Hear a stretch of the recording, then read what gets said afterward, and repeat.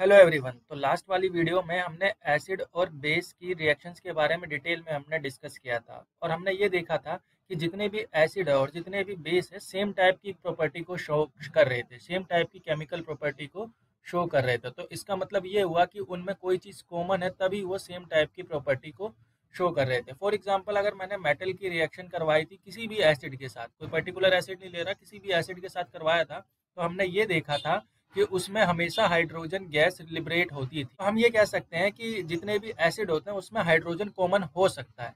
तो इसी को चेक करने के लिए कि उसमें क्या चीज़ कॉमन है, तो हम एक एक्सपेरिमेंट कर रहे हैं। तो इस एक्सपेरिमेंट में हमने क्या किया है कि हमने कुछ ऐसे कंपाउंड्स लिए हैं जिसमें सब में हाइड्रोजन हो। तो हमें ये चेक करना है कि जितने भी हाइड्रोजन कंटेनिंग कंपाउंड है वो एसिडिक होते हैं।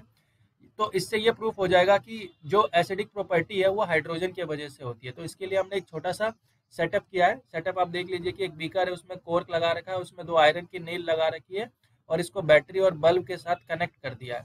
तो इसमें हम क्या कर रहे हैं कि इसमें हम HCl डाल रहे हैं और फिर बल्ब स्विच को ऑन कर रहे हैं। तो हम देख रहे हैं कि किस किस कंडीशन में क्या क्या डालने पे वो चीज़ बल्ब ग्लो करेगा या नहीं करेगा। तो जब हमने HCl डाला तो हमने देखा कि लाइट जल गई, बल्ब बल्ब क्या हो गया, ग्लो हो गया। तो इसमें तो ग्लो हुआ, इसमें भी ग्लो हो गया है सल्फ्यूरिक एसिड में, और इसमें भी क्या हो गया, ग्लो हो गया। और ये है हमारा हमारा ये है अल्कोहल, अल्कोहल कहते हैं इसे, हम आगे पढ़ेंगे इसके बारे में। और ये है हमारा ग्लूकोज, इसके बारे में भी हम आगे देखेंगे। फिलहाल ये भी हाइड्रोजन कंटेनिंग कंपाउंड है। जब हमने इसमें अल्कोहल डाला तो हमने देखा कि बल्ब ग्लो ही नहीं हुआ, और ग्लूकोज के केस में भी बल्ब ग्लो ही नहीं हुआ। तो दो दो के केसेस में हमने बल्ब को ग्लो करते हुए नहीं देखा। बाकी HCl, H2SO4 और एसिटिक एसिड, ये आपको पता है कि ये एसिड है कि, तो एसिड के केस में क्या हो रहा है कि बल्ब ग्लो हो रहा है। तो इससे हमने कंक्लूजन क्या किया, देखो बल्ब का ग्लो करना क्या कहता है, बल्ब अगर हमारा ग्लो कर रहा है तो इसका मतलब है कि उसमें इलेक्ट्रिसिटी हुई होगी। और कि हमें ये भी पता है कि इलेक्ट्रिसिटी कब फ्लो होती है, जब उसमें चार्ज का फ्लो होता है। कि तो इसका मतलब ये हो गया कि जो जिस जिस केसेस में बल्ब ग्लो हुआ उसके सॉल्यूशन में क्या हुआ होगा, उसके सॉल्यूशन में चार्ज हुआ होगा। मतलब कि जो कंपाउंड होगा, जैसे कि एग्जांपल के फॉर्म में अगर मैं बात करूं कि जो HCl होगा हमारा, वो चार्ज में कन्वर्ट हो गया होगा। किस तरीके से टूटा होगा, HCl H प्लस में टूटा होगा और प्लस Cl नेगेटिव में टूटा होगा। सिमिलरली अगर मैं बात करूं H2SO4 की, तो वो किस में टूटा होगा, ये टूटा होगा H plus plus sulphate ion में टूट गया होगा। सिमिलरली हमारा जो एसिटिक एसिड है वो CH3 C double bond O negative plus H plus में टूट गया होगा। तो आप देखेंगे कि नोटिस करेंगे कि क्या हुआ है।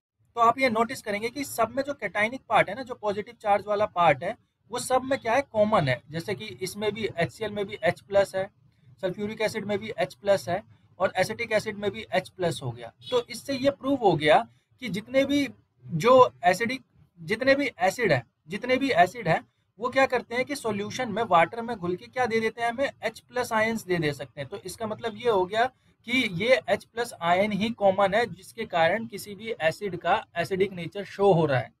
तो ये बात इस एक्सपेरिमेंट से प्रूव हुई। अच्छा, इस वाले केस में क्या हुआ, अल्कोहल, और उसमें बल्ब क्यों नहीं जली, बल्ब ग्लो नहीं हुआ।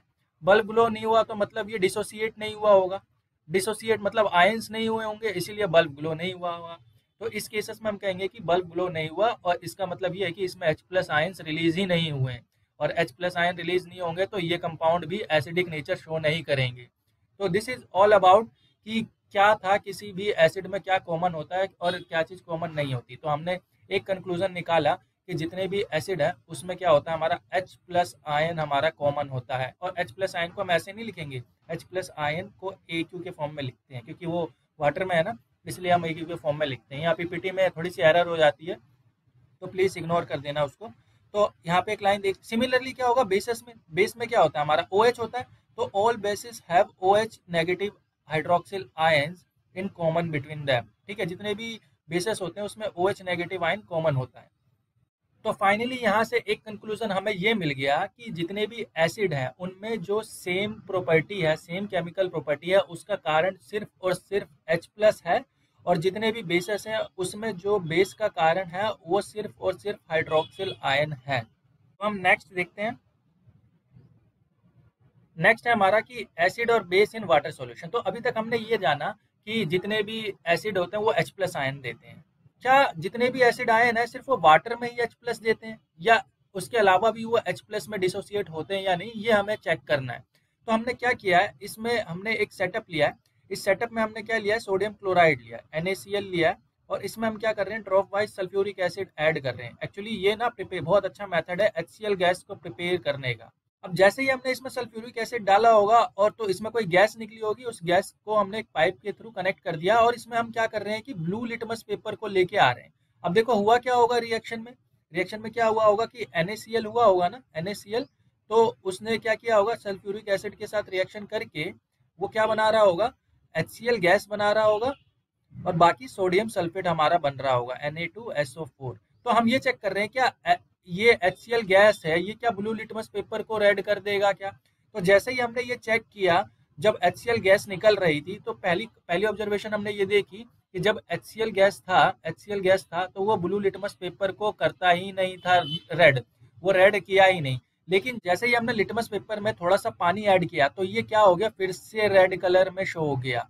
तो इससे हमें एक बहुत बड़ा कंक्लूजन निकला कि जितने भी एसिड है वो H प्लस आयन ओनली सिर्फ वाटर में ही प्रोड्यूस करेंगे, क्योंकि जो H प्लस आयन है, हुआ क्या होगा, जब HCl गैस हुआ होगा तो हम ये मान के चल लेते कि HCl गैस में भी क्या होगा कि H प्लस और Cl नेगेटिव मिलेंगे। जबकि अगर H प्लस मिलता, हमने पढ़ा है कि अभी अभी पीछे हमने पढ़ा था कि H प्लस के कारण ही एसिडिक नेचर होता है, तो ये क्या होना चाहिए था, ब्लू को रेड कर देना चाहिए था। जब ये अगर ये एसिड की तरह ट्रीट करता, लेकिन गैस के केस में ये सब तो हुआ ही नहीं था। तो इसका मतलब ये हो गया कि जब गैस फॉर्म में होगा, जब वाटर नहीं होगा, तो H प्लस क्या होगा कि डू नॉट एग्जिस्ट ही नहीं करता। मतलब कहने का मतलब है कि H प्लस आयन अकेले एग्जिस्ट कर ही नहीं सकते। ये बहुत इंपॉर्टेंट लाइन है। H plus ion can not exist in alone, they exist in hydronium ion. H3O plus को हम हाइड्रोनियम आयन कहते हैं, हाइड्रोनियम आयन कहते हैं, ठीक है। तो हुआ क्या होगा कि जो H प्लस होगा, इसने क्या किया होगा, वाटर के साथ रिएक्शन करके दोबारा से H3O प्लस में कन्वर्ट हो गया, और इसी के कारण हमें एसिडिक नेचर दिखता था, ठीक है। तो जब कभी हम किसी एसिड को HCl को वाटर में डालेंगे, तो उसमें दो चीज, वो किस में कन्वर्ट हो जाएगा, H3O प्लस और Cl नेगेटिव में। तो ये आपको हमेशा याद रखना है। एक बात यहाँ से कंक्लूड हो गई कि एसिड अपना एसिडिक नेचर सिर्फ और सिर्फ पानी में ही शो करेगा, और किसी भी चीज में अगर सिंपल गैस फॉर्म में लेंगे तो वो एसिडिक नेचर शो नहीं करेगा। बहुत ज्यादा इंपॉर्टेंट वाली बात है ये। सिमिलरली क्या कहते हैं कि बेसेस क्या होंगे वाटर में, OH नेगेटिव रहेंगे, OH नेगेटिव के फॉर्म में रहते हैं। तो जब भी हम बेस को वाटर में डालेंगे तो किस में कन्वर्ट हो जाएगा, OH नेगेटिव और Na प्लस में। सिमिलरली मैग्नीशियम हाइड्रोक्साइड को डालेंगे तो Mg2 प्लस और 2H नेगेटिव में। तो कहने का मतलब क्या है कि जितने भी एसिड और बेस हैं वो पानी में डालने के बाद वो अपने आयन में डिसोसिएट हो जाते हैं। तो नेक्स्ट हम देखते हैं कि now we have identified the all acid generate H plus ion and bases generate OH negative. तो हमने एक रिएक्शन पढ़ी थी ना, एसिड बेस, तो हमें क्या बनाएगा, सॉल्ट एंड वाटर। तो आपको कुछ नहीं करना, एसिड में क्या होता है, H होता है, और बेसिस में क्या हो गया, हमने पढ़ लिया कि OH कॉमन होता है, और बेस हमेशा साथ मेटल के साथ ही रहेगा, क्योंकि मेटल ही बेसिक नेचर का होता है।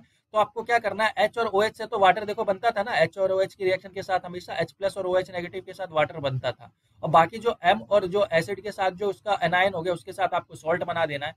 कहने का मतलब ये है कि मान लो कि हमारे पे एक HCl है और NOH की रिएक्शन है। तो अब मैं एग्जैक्टली बताऊंगा कि आपको समझ में आया होगा कि वो वाटर कैसे बनता था। तो ये क्या बनता था, NaCl प्लस वाटर, ये बनता था ना। आपको समझ में आया होगा कि इससे क्या निकला होगा, इससे तो H प्लस और Cl नेगेटिव निकला होगा, और इससे क्या होगा, बस आपको आयंस में तोड़ देना है, बाकी आपका काम हो जाएगा Na प्लस और OH नेगेटिव। बस पॉजिटिव नेगेटिव को आपस में जोड़ दो, तो Cl, इससे तो हमारा बन गया सॉल्ट, और H प्लस और OH नेगेटिव से हमारा बन गया water. So this is all about, जब हम किसी एसिड और बेस को पानी में डालते हैं तो किस तरह से आयन में डिसोसिएट हो जाता है। तो एक चीज और खास करने वाली बात होती है कि जब हम क्या करते हैं कि दो प्रोसेस होते हैं कि एसिड को पानी में डाल लें, ठीक है, या फिर पानी को एसिड में डालें। तो हमें किस तरीके से फॉलो करना है वो एक बार हम देख लेते हैं। एक्चुअली जो क्या होता है ना, जब भी हम किसी भी एसिड और वाटर को आपस में मिक्स करते हैं ना, ये हाईली एक्सोथर्मिक प्रोसेस होता है, बहुत ही ज्यादा हीट जनरेट होती है, ठीक है। तो हम क्या करते हैं, जनरली ना वाटर में एसिड डालते हैं, वाटर में एसिड डालेंगे, एसिड में वाटर नहीं डालते। इसका रीजन होता है क्यों, देखो होगा क्या कि जब आप ज्यादा एसिड और उसमें वाटर डालोगे तो इसमें इतनी ज्यादा हीट निकलती है कि हो सकता है कि वो जो मिक्सचर है वो स्प्लैश आउट हो जाए, बाहर निकल जाए और आपको बर्न्स क्रिएट कर दे। तो इसलिए कभी कभी तो क्या होता है कि अगर ग्लास में करवा रहे हो और एसिड में अगर हमने वाटर डाल दिया तो वो टूट भी जाता है, इतनी ज़्यादा हीट होती है कि जो ग्लास होता है वो ब्रेक भी हो जाता है। ठीक है, तो इसी चीज को अवॉइड करने के लिए हमारे पे क्या होता है, वाटर होता है। अब वाटर में भी हम एसिड को ऐसे नहीं डायरेक्टली डाल देंगे, धीरे धीरे डालेंगे, एकदम स्लोली डालेंगे और कॉन्टिन्यूअसली स्टरिंग करेंगे। और मैं तो ये प्रेफर करता हूँ कि जो वाटर हो आपको कोल्ड वाटर लो तो ज्यादा है, ताकि वो क्या होगा, जो एक्स्ट्रा हीट हो उससे जो कोल्डनेस, जो वाटर जो कोल्ड है उसको कंपनसेट कर ले। तो ये एकदम एग्जैक्ट तरीका है कि हम वाटर में एसिड को डालेंगे, ना कि एसिड में वाटर को डालेंगे। तो ये आप लोग याद रखना, जब आप लेबोरेटरी में काम करोगे तो आपको ये बहुत ज़्यादा इंपॉर्टेंट होगा कि किसमें क्या डालना है। तो होगा क्या, एडिंग वाटर टू एसिड में cause mixture to splash out, बाहर आ सकता है, और क्या हो सकता है कि ब्रेक भी हो जाए ग्लास कंटेनर। तो this is all about the addition of acid into water. तो आप ये ध्यान रखना। तो किसी भी एसिड और बेस को वाटर में मिक्स करने से होता क्या है, होता ये है कि जो H+ या फिर OH नेगेटिव की जो आयन की जो पर यूनिट वॉल्यूम है वो कम हो जाता है, और इसी प्रोसेस को हम कहते हैं डाइल्यूशन। कहने का मतलब क्या है, इसको हम एक समझने की कोशिश करते हैं। सपोज करो कि मेरे पे 1 लीटर पानी है, 1 लीटर पानी है और इसमें मैंने नमक घोला है, ठीक है।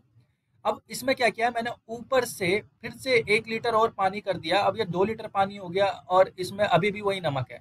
तो मैं क्या बोलूंगा कि पर यूनिट वॉल्यूम किस में ज्यादा है नमक, तो आप बोलेंगे कि इसमें। तो ये वाले को हम कहेंगे कि ये कंसेंट्रेटेड सॉल्यूशन है, ठीक है। मतलब पर यूनिट वॉल्यूम NaCl किस में ज्यादा होगा, इसमें ज्यादा होगा, जाहिर सी बात है। या क्या ये क्या होगा कि सबसे ज्यादा सॉल्टी कौन होगा, ये होगा। अब जैसे पानी डालोगे तो उसका सॉल्टीनेस कम हो गया, मतलब कि पर यूनिट वॉल्यूम 1 लीटर में था पहले ये डिस्ट्रीब्यूट, अब ये 2 लीटर में डिस्ट्रीब्यूट हो गया। तो पर यूनिट वॉल्यूम क्या हो गया, इसमें जो NaCl है वो कम हो गया। सेम केस में हम H+ आयन के केस में भी ऐसे ही करते हैं कि जो पर यूनिट वॉल्यूम होता है उसमें क्या होता है, वो डिक्रीज हो जाता है एडिशन ऑफ वाटर करने से। तो कंसंट्रेटेड सॉल्यूशन क्या होंगे, जिसमें पर यूनिट वॉल्यूम जो H+ आयंस होंगे वो ज्यादा होंगे। और जैसे ही हम एसिड में पानी डाल देंगे तो पर यूनिट वॉल्यूम जो H+ और OH नेगेटिव है वो कम हो जाएंगे।